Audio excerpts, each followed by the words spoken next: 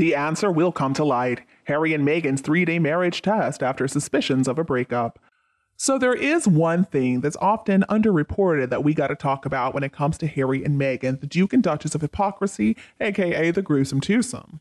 I'm referring to all their excess baggage. It's been 120 days since they made any kind of official appearance together, and now all eyes are going to be focused on them for 3 very important days.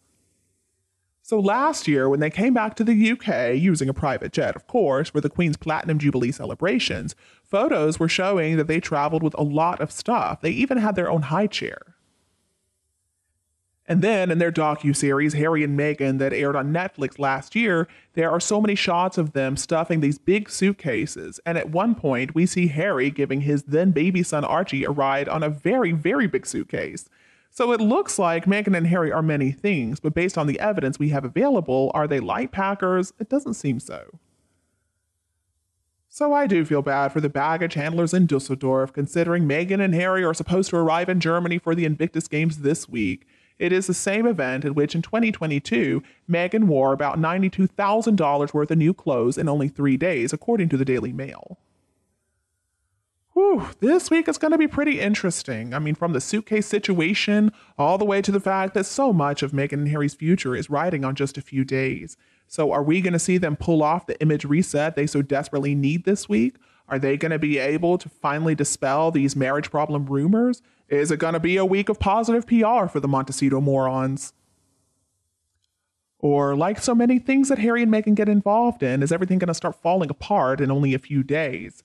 And almost 4 years of turning points, here we are again at a crossroads, just waiting to see if things are going to break Harry and Meghan's way.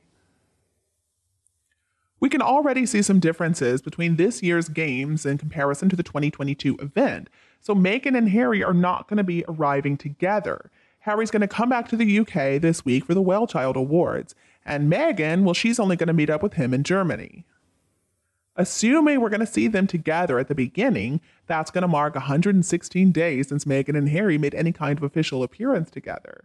Now, they were photographed out celebrating Meghan's birthday in early August at a Montecito restaurant, but as those people on Twitter can tell you, they were not holding hands, which for them is pretty unusual. This week, though, the German press has been reporting that there was confusion about Meghan's appearance. Well, according to the news site T-Online, Meghan had been initially scheduled to, along with the moderator Hadna Tesfaye, appear as part of the closing ceremony, and they said that she would personally moderate the stories of the war-disabled competitors and their families. That's according to the Invictus Games website. But according to this report, that information can no longer be found. Well, okay. So, there's also the question over how long Meghan's going to stay in Germany. Last year, she spent a few days at the Games and she attended multiple events on a daily basis. So is she going to stay for 3 days again this go-around and be just as much of an annoyance right there by Harry's side the whole time? The last few months, we have seen so much speculation that something may be wrong in Meghan and Harry's marriage. In May, The Telegraph reported that such is their independence from each other that according to, quote, the owner of a leading hotel chain in Montecito, they have a room set aside for Harry where he occasionally stays on his own. All right, well, pretty interesting information, but more interesting is the fact that Meghan and Harry didn't even refute this claim. And in July, the U.S. gossip website Radar Online went so far as to report that they were taking time apart. Right after that, though, a Sussex source showed up to tell Page Six it was not true. It's literally made up, they said. And then in August, Harry and Meghan did appear in a charity video together. They were calling up the recipients of the inaugural round of financial support from the Responsible Technology Youth Power Fund. But many people, including us, were a little skeptical of this whole show because it looked like Meghan and Harry were trying very hard to convince us that they were still deeply in love. I mean, seeing them sitting beside each other and pretending to be happy on camera, yeah, it didn't really do anything to quash those rumors. And then people couldn't help but notice that Meghan's engagement ring strangely disappeared from her left hand, although she has still been seen wearing her wedding ring made from Welsh gold. So the point I'm trying to make is, headed into the Games this week, Meghan and Harry are facing down even higher than typical levels of public and media scrutiny. And even if there's actually no truth to these reports, even if Meghan really are happier now than they've ever been, if they look less than thrilled to be with each other for even a single second, many people are going to assume that they're calling it quits. Making matters even more complicated is the fact that these two are desperate for an image reset. I mean, when we hear the name Sussex now, we think of throwing one's family under the bus and pouting. We think of lying. We think of grifters. We think of a couple of talentless people who feel entitled to stuff they certainly do not deserve. Meghan and Harry in the beginning might have made some pretty legitimate criticisms of the royal family and the firm. But still, Meghan and Harry's repeated whining has ultimately only been to their long-term detriment. What we associate with Meghan and Harry's brand has tipped into the negative, and it's been that way for a while. They have made themselves an incredibly loaded prospect from a marketing perspective.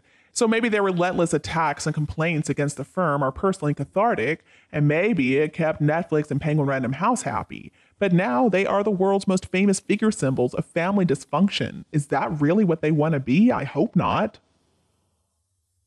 And it's not like corporate America has greeted Meghan and Harry with open arms. So back in June, of course, Spotify unceremoniously dumped Meghan and Harry after they only made one single series for the company in 2.5 years. Now, at the time, there was an official statement saying that, quote, Meghan is continuing to develop more content for the Archetypes audience on another platform. But we don't believe that. There's no other podcasting app or company that has decided to get involved with Meghan. Or let's think about their situation as public speakers. In 2020, it was announced that they had signed on with the Harry Walker Agency in New York.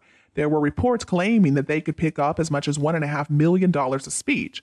Well, clearly the pandemic came soon after. But even so, thus far, we haven't heard a single report of them giving any sort of lucrative speeches.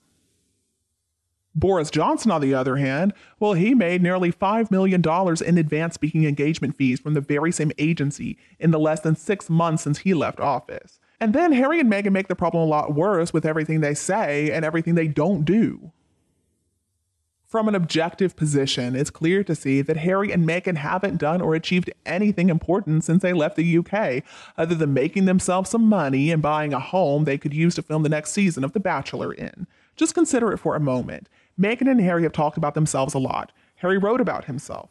Meghan has talked about herself some more. And they picked up all these bought and paid for awards at charity events. In the world of Hollywood, that's not a very impressive resume. So if Meghan and Harry expect to be able to continue on with this extravagant lifestyle they love to lead, they're going to have to get a win, a big one. And they need a lot of really positive press coverage reminding the world just what an appealing prospect they were at one point. They need a tonal shift, and they need to find some way to make Sussex stand for something more, something positive, something that's going to bring joy to people's lives and not make us all feel very depressed. At the end of the day, they need the games to mark a real turning point for them.